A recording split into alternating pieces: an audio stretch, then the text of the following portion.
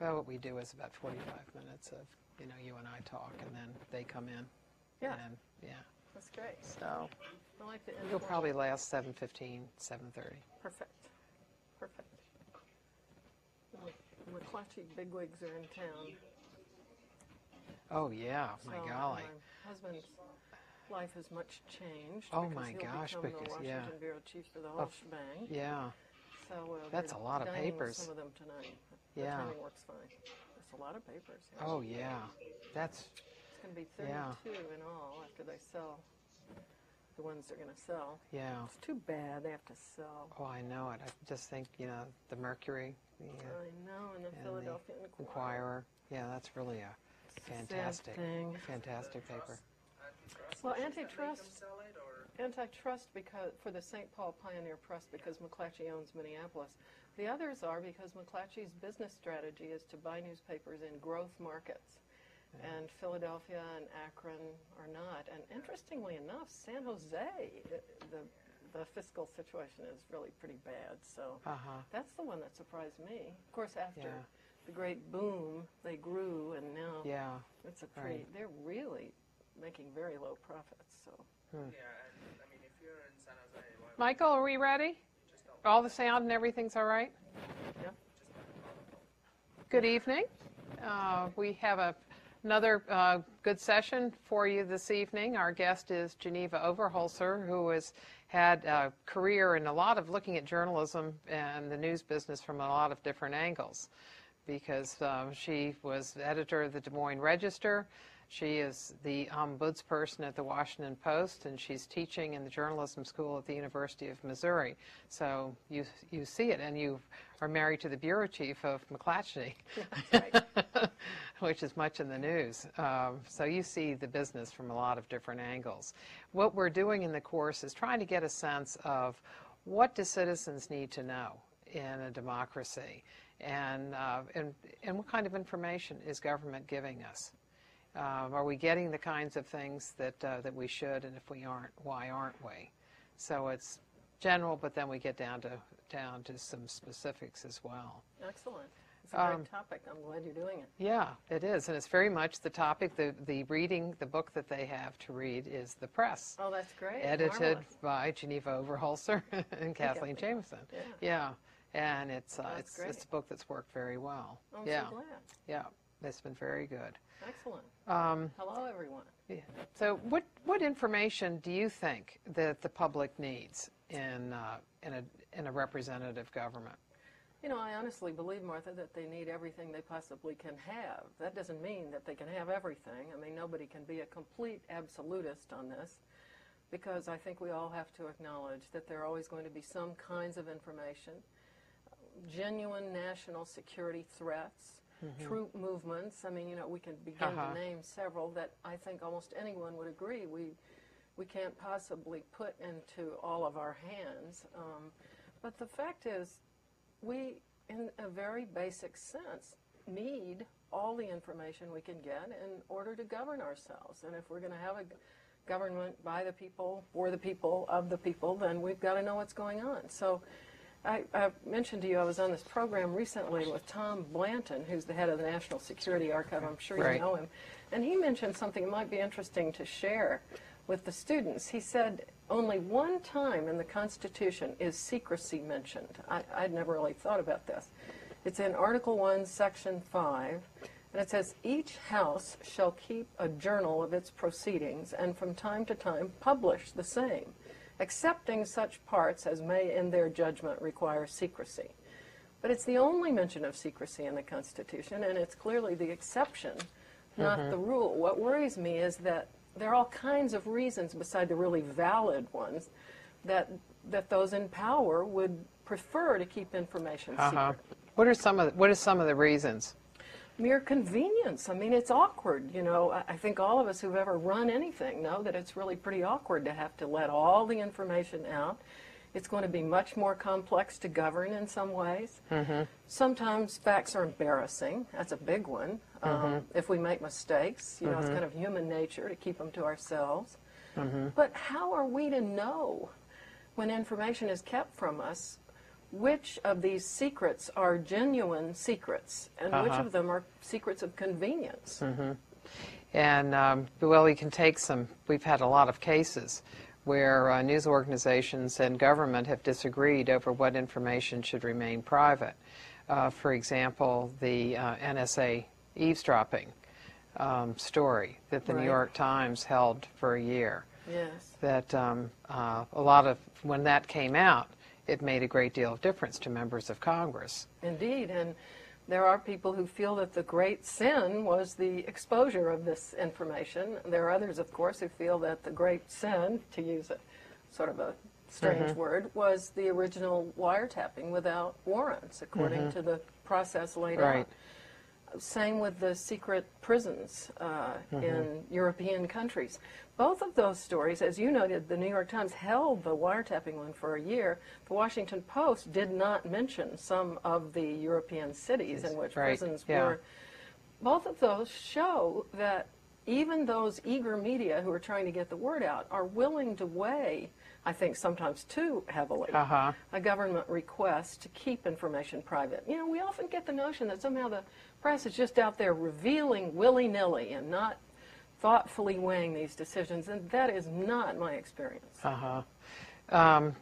What did you think about the Times holding the story?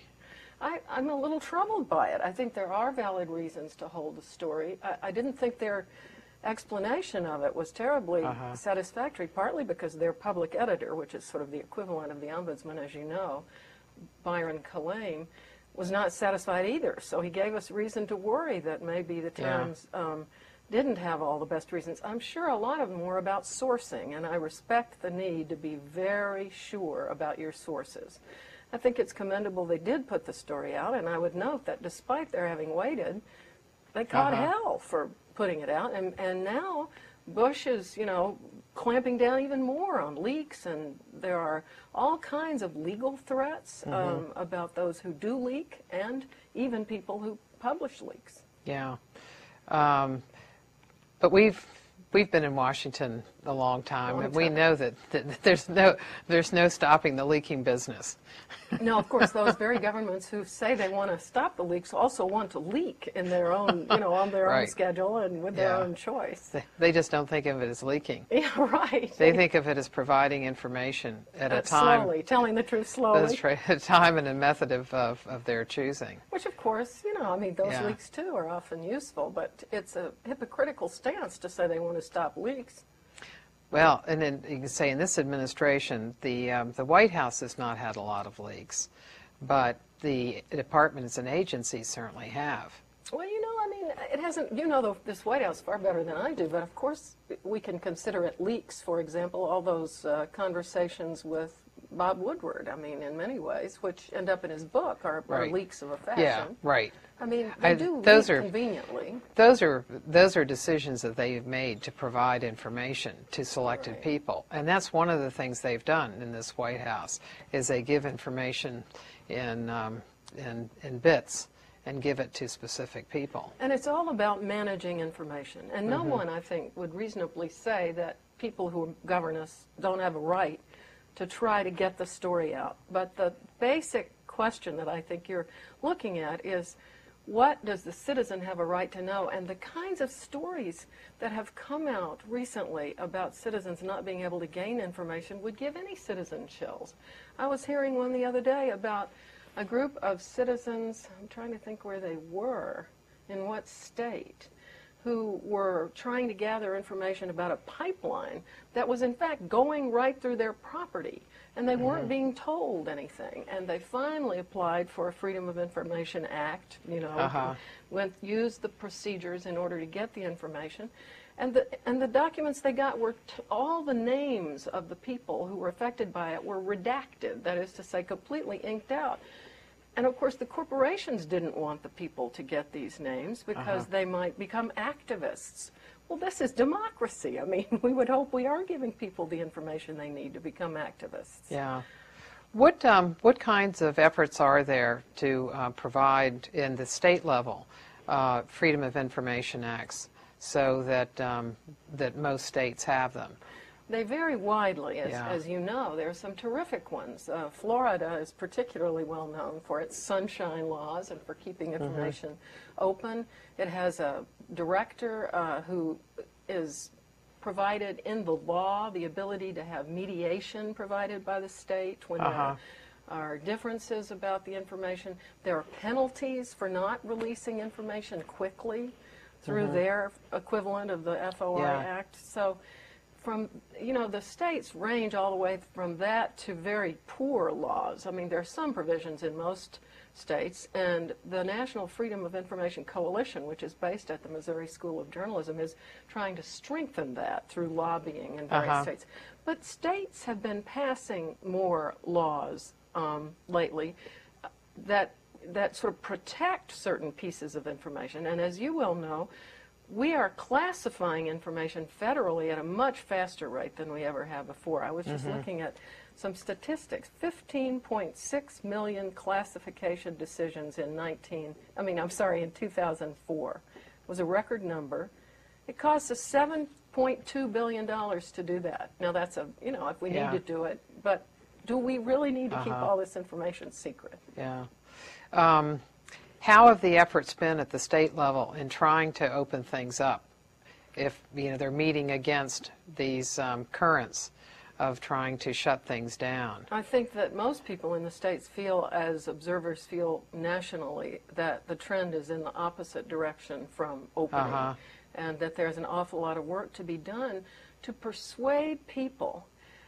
Not that, we need to have near anarchy and just put all this information out there, but rather to persuade people that there is really a much better chance of solving problems when the information is in the open. That the way we'll fix things is by understanding them, and that problems fester when they're kept in the dark. I mean, I think that's the piece of all this that we've kind of lost track of as we've grown more and more fearful. 9/11 was clearly a step up in terms of people feeling like, well, we shouldn't be demanding this information, I mean, I think we saw this in the press. I was on a television show with Alan Simpson, former senator of Wyoming, just after 9/11, and he wagged his elegant bony finger at me and he said, well, now I hope that you'll get over this skepticism, you and the media. And I said, with all due respect, Senator Simpson, skepticism is patriotic for journalists. And yet I think that kind of thing, skepticism is patriotic for citizens, not cynicism, but we are supposed to be holding to their feet to the fire, the people who govern us. We're supposed to be questioning. We're supposed to be saying, are you doing the right thing in my name? And if we don't have the information to question, then, it really does become, you just start moving toward a sort of a tyranny. I thought it was remarkable that Sandra Day O'Connor used this term recently. I think plenty of Republicans as well as Democrats are worried about the fact that our government is holding more and more information close to its chest. And I think it's a very worrisome thing. What is the way out? Who should be making decisions that the government shouldn't be holding it? Well, I think it's really, in the end, the public. Now, it's easy to say, right? 280 million people strong, stand up and believe. Yeah. But it is the public that needs to care. And the fact is there are an awful lot of people who care about this. Obviously, a lot of people in the press care. Lots of librarians who are very, very powerfully activists on behalf of information in the public interest. Trial lawyers. I mean, there are all kinds of organizations of people who care. There are these National Freedom of Information Coalitions. There are Open Government, openthegovernment.org, National Security Archive, all kinds of organizations. But I think it's hard to kind of pass word along to the public very effectively about the downside. In other words, what you don't know will hurt you, because we have people in power very effectively saying, I'm terribly sorry, we can't give you this information for very good reasons. We've got these national security reasons. And the media don't tend to tell the story very well. They have too often in the past, and I think this is a big mistake, they have too often sort of said, well, we're not supposed to pat ourselves on the back, we're not supposed to tell our own story, we're just supposed to sort of tell you what's going on. So you have things happen, like after Katrina in New Orleans, Mark Schlefstein, who's a reporter for the Times-Picayune, sought to find out, here are all these people with all this water and air that was clearly polluted. They knew there were chemicals in the water, sometimes 24 feet of water in the city of New Orleans, They knew it was full of chemicals and waste, but they didn't know what chemicals. And so here's the New Orleans Times-Picayune trying to get word to the readers and to the relief workers, who are there in New Orleans. So the government requires, when there are spills, that people record them at this. It's a FEMA record-taking web, and so, but the government took that off the website, and wouldn't let Mark Schlestein, the reporter, know what it was either. I mean, they said, well, we can't, have these sources of chemicals on the website. I mean, people at the Sago mine disaster were very much affected by this because the government had taken information about mining off the website, 2 years previously? All of this kind of in the wake of 9/11. And so we know to be fearful, but we forget to remember that we will be stronger if we have more information. Not less secure. Yeah. Well, the press seems to be good at digging in when there's a problem and demonstrating that a problem exists. And then they hit a brick wall in trying to get information out of the government because they don't have subpoena power. So in a way, they have to be able to activate parts of government, whether it's activating the Congress. Absolutely. Congress is key, and we have certainly seen examples of congressional concern, actually on both sides in this wiretapping story, which you correctly raised. We've had members of Congress who are deeply concerned, members of Congress on both sides of the aisle who are deeply concerned about these wiretaps, which were done without warrants. But we've also had members of Congress who are outraged at the press for revealing it in the ultimate, blame the messenger thing. Yeah. So, you're exactly right. We have to activate others because the press can't really, the press can bring things to light, and then I think it's up to others, the public, to press for action from Congress, the Congress to read these things and respond as the leaders they are, the courts. But I have to say the courts are also a great cause of concern for those of us who believe in open government. They lately have been citing, in many cases, I think more and more, with the notion that you got to keep things secret. These things are cyclical. I don't mean to make it sound as if this is one terrible arc toward secrecy. It's definitely cyclical, but we're in a bad cycle. Do you think that, say, one of the inefficiencies of government is when you have divided government, the president and the Congress or one house of Congress held by opposing parties? It's more difficult to govern. But on the other hand, as far as information is concerned, it's kind of environment where more information tends to bubble to the surface. Definitely. Well, there we go with those leaks again, for one thing. Yeah. It's a little like, it's democracy as a whole, right? It's a pretty awkward, clumsy way to govern ourselves. What was that wonderful line that Churchill said? Democracy is the worst form of government except for all the others. Yeah, right. It's the best we've got, and it takes some compromise. But if you don't believe in the public, you ought to go somewhere else. If you don't believe that the public here is capable of governing itself, then you ought to go somewhere else. And if you do believe it, then you got to give the public the information to govern itself. And of course, they're going to be secrets, but they ought to be minimal. They ought to be. You ought to be able to explain to the public why we can't do it. And it's become way too close to the default decision. If we don't, who's to say? It's just not a matter of I don't want them to know. It's inconvenient. It's embarrassing.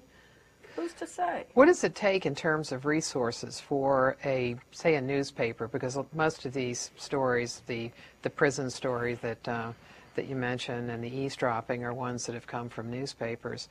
What does it take to dig out these stories as far as resources is concerned? I'm deeply concerned, in fact, about the state of the media today, and I think the students ought to be thinking about this as well, because most American media institutions are under a great deal of profit pressure. That is to say, they are returning profits that most retailers could never dream of, even though we talk about the press being challenged and advertising moving online. All these things are true. So what you have is newsrooms which increasingly don't have a lot of time to put into the very time-consuming and expensive work that Right. is original journalism, and particularly to put into investigative reporting. And you have an added pressure that goes back to this, the public after 9/11 doesn't always Yeah. want to see, President Bush questioned too hard by an obnoxious press, doesn't always believe that the press ought to be pressing on these secrets. So and here you have a press that is worried about its financial situation, doesn't really want to be unpopular, gets beaten up on from both the right and the Right, left in this yeah. very divisive environment, and is under increasing profit pressure, and therefore in many newsrooms, most newsrooms, has fewer and fewer reporters, less and less news hole in the newspaper. And that's a bad situation, because in any city in the country, it is still the newspaper newsroom that is doing the most original reporting. And we like to talk about the proliferation of media outlets. Michael Powell, when he was chairman of the FCC, the Federal Commerce Commission, talked about this great proliferation of media outlets. It isn't the outlets we ought to be worrying about, it's the inputs, and we are not seeing a proliferation of inputs. So you have all these bloggers, and I welcome it. It's great. It's a democratization of the web. But they are all talking about the information that is coming from these very narrow channels. This, again, very expensive proposition of original journalism. And that's what we need to be worrying about. How many places are going to go on doing it? Because, citizen journalists are great, but how many of them are really going to go sit at the state legislature and listen to all the debate so that they can let the public know what parts of it they need to know? How many of them are going to do it with a commitment to fairness and balance and comprehensiveness Right. and thoroughness?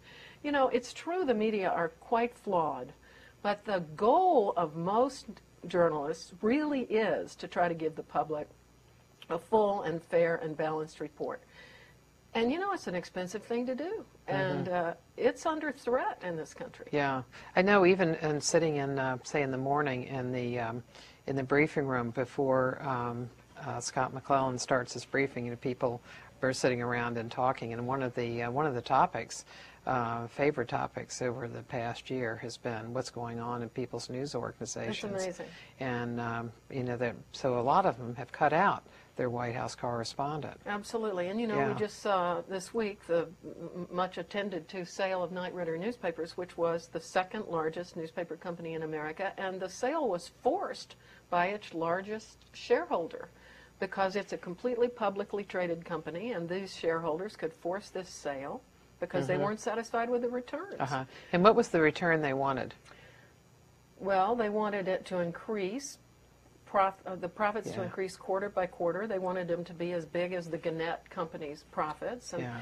in many cases, the Philadelphia Inquirer, for example, was returning 8%, which brings down the overall Knight Ridder profits. I think last year they were returning, nonetheless, at least 20% net right. income before taxes. Yeah. So we're talking about on every dollar, they're getting 20 cents, which, grocers get 2 if they're lucky, right? Yeah. So, and most Right. retailers, that's Yeah. easily twice what any retailer in this country would dream of getting.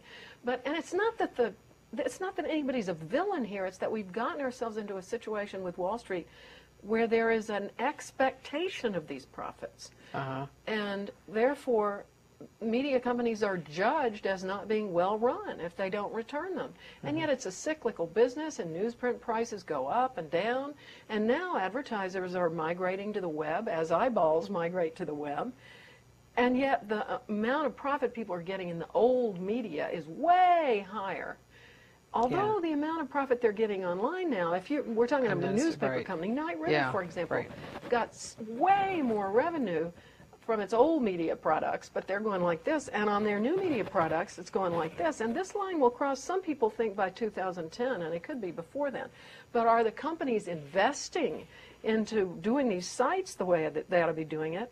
No, because most newspaper companies are acting like cash cows. They're harvesting it. They don't really believe in the future. It's not that their CEOs don't, but this pressure from Wall Street requires them to behave like harvesters, and they don't invest in research and development or training. It's changing now, but it is a really worrisome situation, and the media aren't good at telling this story. Most publishers don't, want a They whole don't lot want about it in their business pages, yeah, for one thing. That's true.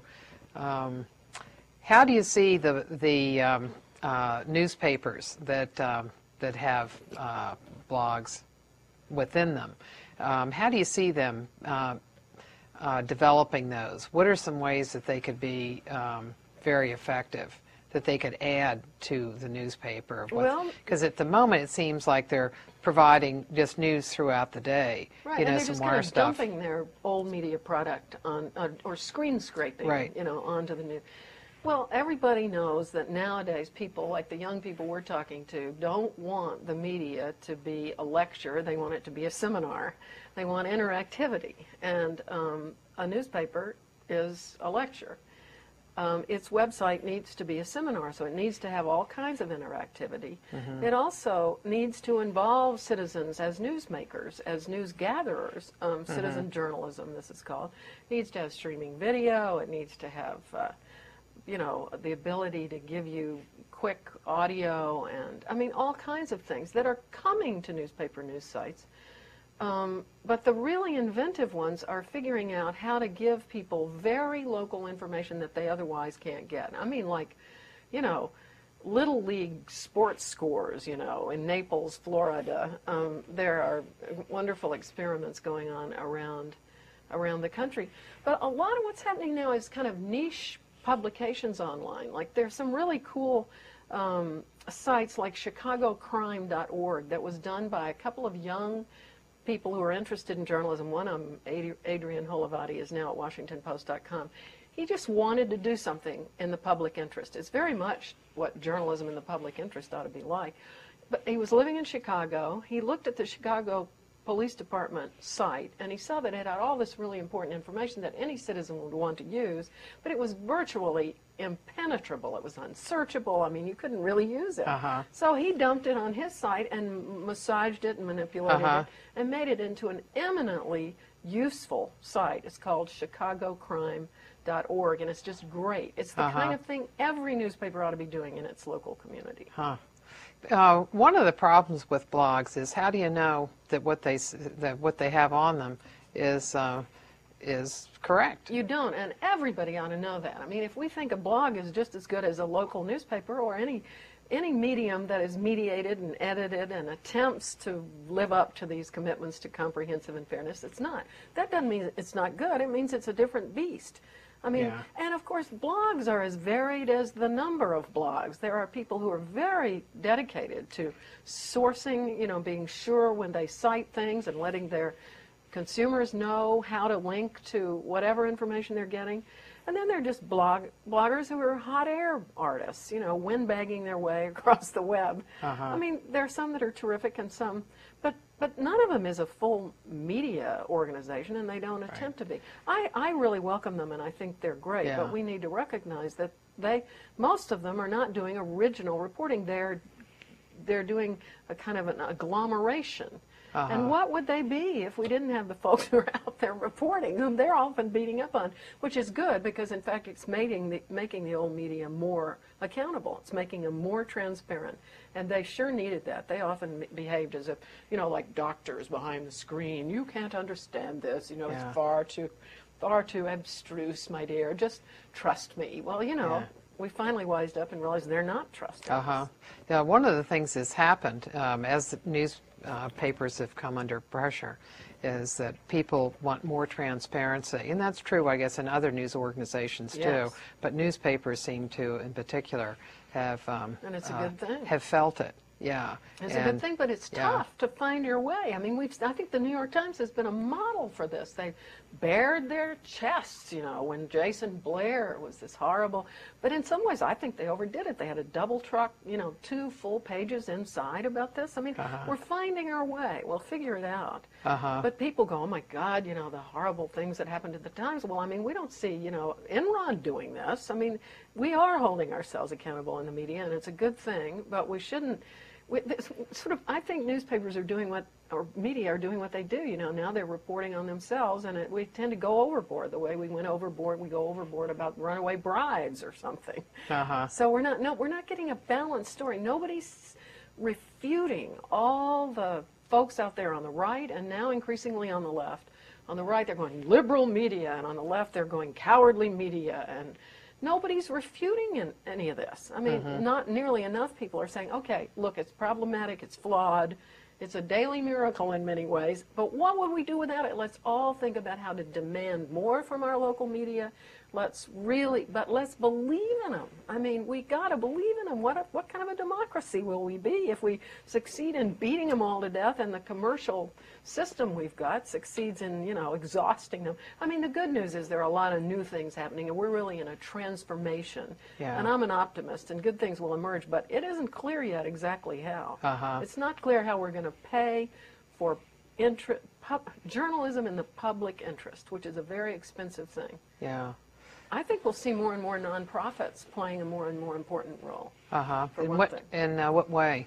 Well, for example, the Center for Public Integrity, which is a foundation-supported organization right here in Washington, I'm on the board, I must admit that as a disclosure, they've done most of the reporting on the lobbyist scandals these days, and they've been really important at it. They gather information painstakingly from the public records, and they report. And they're doing the kind of investigative reporting that fewer and fewer media are doing, and then they make it available to all the commercial media. National Public Radio is a nonprofit. It's got sponsors, but it's still more than 50% listener supported. That's one model. Subscribers pay about 10%, 20% at most of the freight at a newspaper, and it's one of the reasons they don't have as much say. If advertisers are not interested in you, if you live in some part of the state, that is not part of my market as a newspaper, then the hell with you is what's happening, because advertisers speak. So a subscriber-supported model will let subscribers speak more loudly. Yeah. Different models like that, I think, may help. You're talking about the media criticizing itself and not giving itself the kind of accolades it sometimes deserves. But one thing that hits me on that is the White House press corps. The White House press corps is continually damned as being lapdogs, and that's been true in any administration. Yes. They always seem to be regarded as lapdogs. Right. But it seems to me that reporters are judged by the answers they get rather than the questions they ask. And because they can't get information, because it hasn't come out in briefings or whatever, then people assume they never ask the questions. Yeah, I'd be interested to know if you agree with this, because you see it so much more than I do. But it seems to me that White House reporters are damned if they do and damned if they don't. I mean, as you say, they are judged as cowardly or ineffectual if not much information comes out, which might just be skill on the part of the Bush administration at not letting information out. Or just refusal. Or exactly, Right. But I mean, really effective management. As Mike McCurry said at a meeting we were at last year, I mean, who knew you could get away with saying so little? The Bush administration has really gotten away with saying less than any administration I've known. But that doesn't mean it's the press's fault. It means they're skilled at it.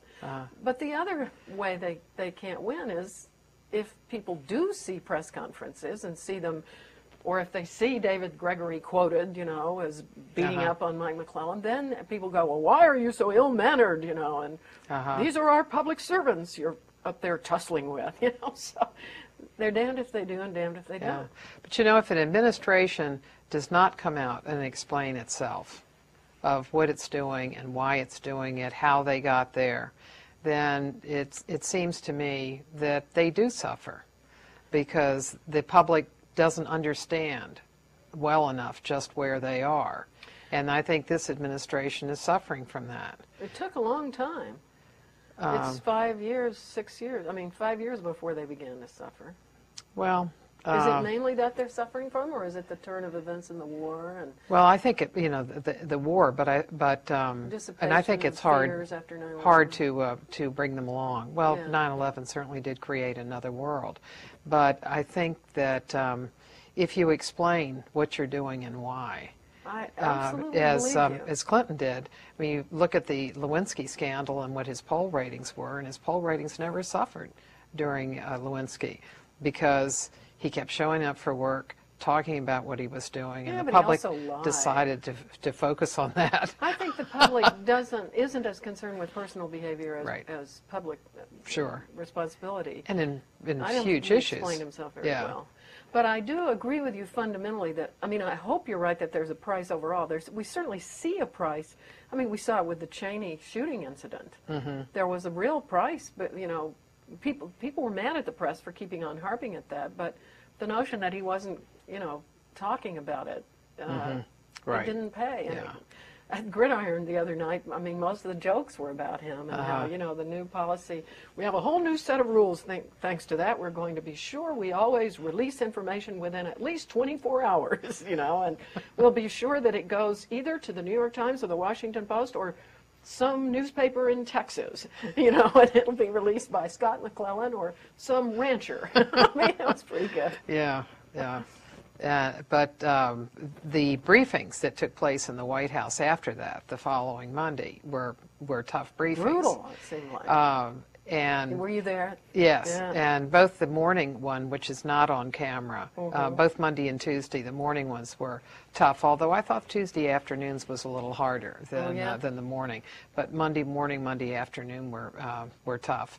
And what reporters were doing is applying the pressure at the face of the White House, because the president wasn't speaking, nobody was speaking. So if the press secretary comes out and he is the only one representing the administration, then they're going to put all the pressure they have. Well, let me ask you this. Do you think that the White House was unhappy with Cheney, too? Oh, yeah. Yeah. I do. Sure, I mean, oh, absolutely. But and, you know, it was an interesting case because it's one of those instances where you have a thread that you can pull, that you can see in some ways how things are working in the White House. I mean, you saw a difference in how the vice president's operation ran, and it was separated from the rest of the West Wing operation, whereas you would have thought that the two of them were very much a part of one another, exactly. but it it looked otherwise. But all of the questions, and it's just no matter what McClellan talked about, how the American people are interested in other things. The reporters weren't, no matter who they were. What issues they normally were interested, they came back. And so the White House knew, because one of the things that the press corps is an indicator of the feelings outside. Absolutely. There is and no they know question that the press is, I mean, people think, oh, well, the press is out there, you know, in the forefront. I mean, the press is very much a creature of a larger public. And when public opinion changes against a White House, I mean, it's a natural thing, you know, that the press is able to press further, but it also goes along with the rest of the political climate. The press is a creature of the larger universe in so many ways, and one of them is if they're, you know, right after 9/11, everybody said, well, the press wasn't questioning. Well, neither were the Democrats. I mean, an awful lot of what the press does is report on the political situation, and there wasn't anything to report on. I mean, that doesn't mean that the press shouldn't be pressing for answers, you know, as there was a clear build-up to war. But so should the Democrats have been. I mean, we had a completely, in my view, ineffectual, you know, loyal opposition. So I mean, you can only dig up so much if nobody in political power is you know, coming up with the information. That it seems that often that happens, that the press is confused as its role is that as a critic of an administration. That's not its role. That's the role to open the process to the public. And it's the opposition party that's the critic. Be the critic, exactly. And so when the opposition party does not function effectively as a critic, then the news media gets more criticism because they are expected. You know, if nobody's doing if up on the hills doing the criticism, if they aren't effective, then the press should be, but that's not its role. We also are really at an interesting juncture of this whole word objectivity. You know, I discovered when I was ombudsman at the Washington Post that objectivity is in significant part in the eye of the beholder. And too much of what happens now is that people beat up on the press if what they've written, they call it not objective if it doesn't agree with them. I mean, this happens on the left and it happens on the right. And that can't be the way to judge the press. But, I mean, I think our conversation here shows just how important it is that the public believe in its own right to have information, to be fully informed, that the public believe it's duty to be vigilant about the government, and that it sees the media as its tool, the process through which it can get the information, to be vigilant, because it can't, that no member of the public can be at all public meetings and, you know, overseeing the work of the businesses of our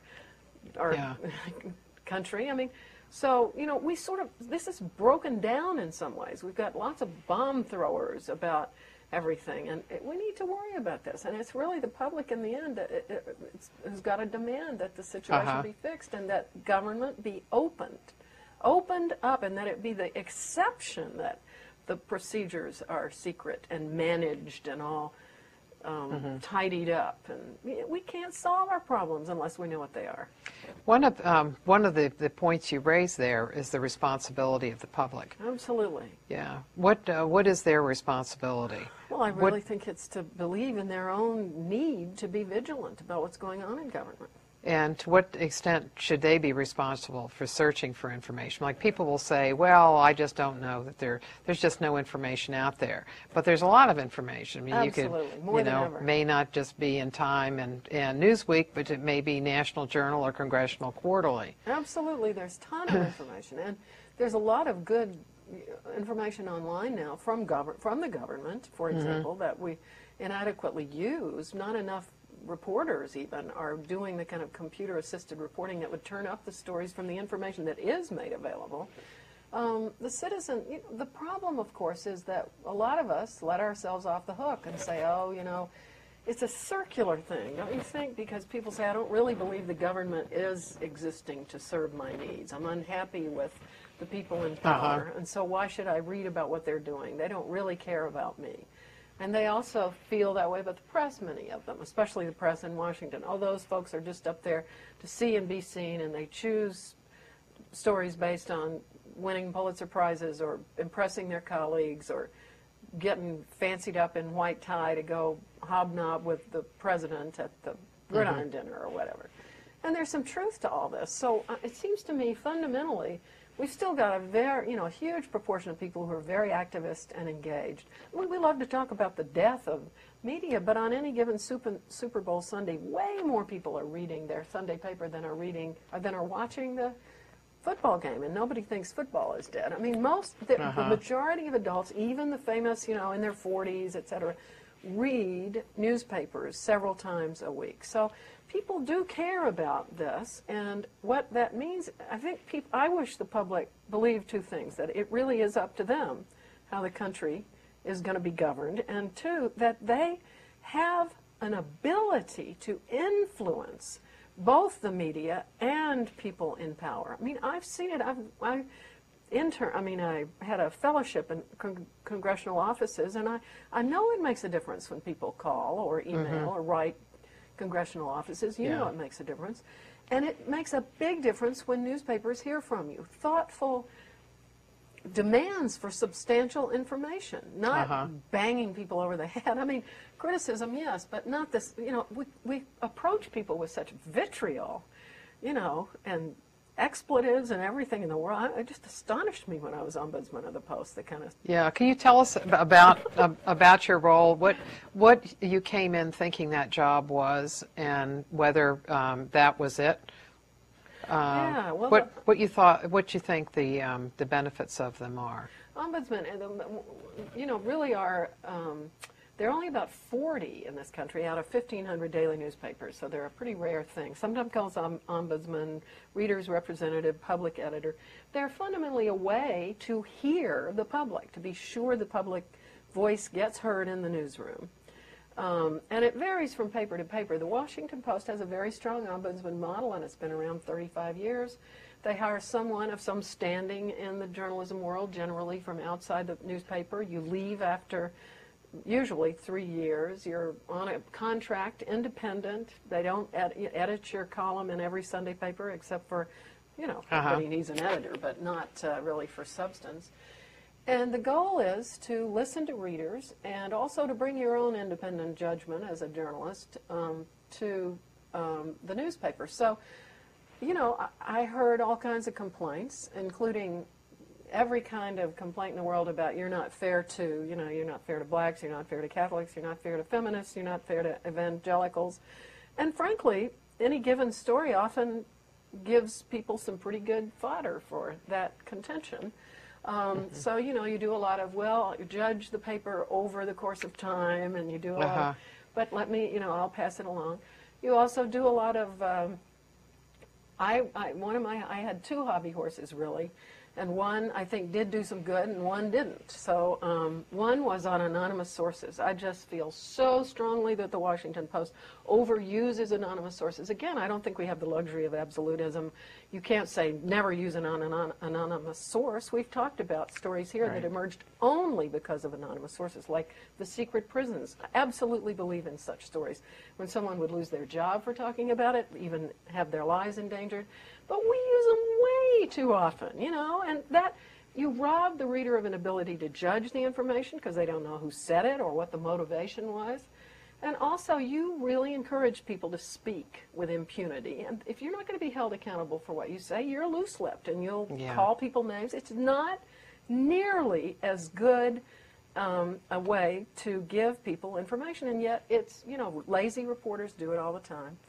So I harped and harped about this and had very little effect. I like to believe that I helped lay the groundwork for later effect. But the other one was that I talked a lot about the Post not being a very good local newspaper. You know, my daughter was in the public schools in Washington, D.C., and man, what you could learn about the public schools in D.C. from the Washington Post was, you know, local news for the Post is all this great, interesting international and national news. But this is a big city. It's got a lot going on, interesting stuff. Don't you think it's improved? Absolutely. That's the one I think I actually had some impact on those 3 years. They expanded. There were all sorts of conversations I ended up in, but I do immodestly believe that I helped in that regard. You know, it's a good thing to do, an ombudsman. Every paper ought to have one. I wish they did. I know why they don't. The editors always say, well, hell, if I had $70,000, I'd hire a couple of cops reporters. You know, they're under profit pressure. But and they also say, I'm the editor, the buck stops here, I'm the one who ought to hear this, you know. The editor doesn't have time, and also the editor listens differently, more defensively, whether you want to or not. Because you want to, you call me with a complaint, and I'm the editor. I want to help you understand why I made the decision I did. That feels like justification to you. You want to be heard. You don't want to have defensive justification. If I'm the ombudsman, you call me and I say, you know, you might be column fodder. It's my, you know, it's my job to listen. So the job differed in 2 ways. I actually enjoyed working with readers more than I expected. I thought, you know, everybody will call and kvetch and it'll be really kind of a painful thing. But the Washington Post readers are wonderful. And of course there were some jerks, but it's very interesting. I thought I would enjoy working within the newsroom. I found many in the newsroom to be overweeningly arrogant. I heard people say things like, do you realize you're talking to the Washington Post? And I'm going, oh my God, you know what? Usually they were the younger reporters, not the experienced veterans. But and I really was amazed at how many, you know, Edward R. Murrow said journalists don't have thin skins, they have no skins, and boy did a lot of them exist there at the Post. And a lot of people were very much loath to acknowledge that they needed to put a correction in the paper when I came to them with information. And readers would call me very often and with something that was wrong in the paper, I'd say, well, you should call the national desk first or whatever. And they say, oh, yes, I have, and listen to what they told me. Oh, I don't want to hear it. So I like the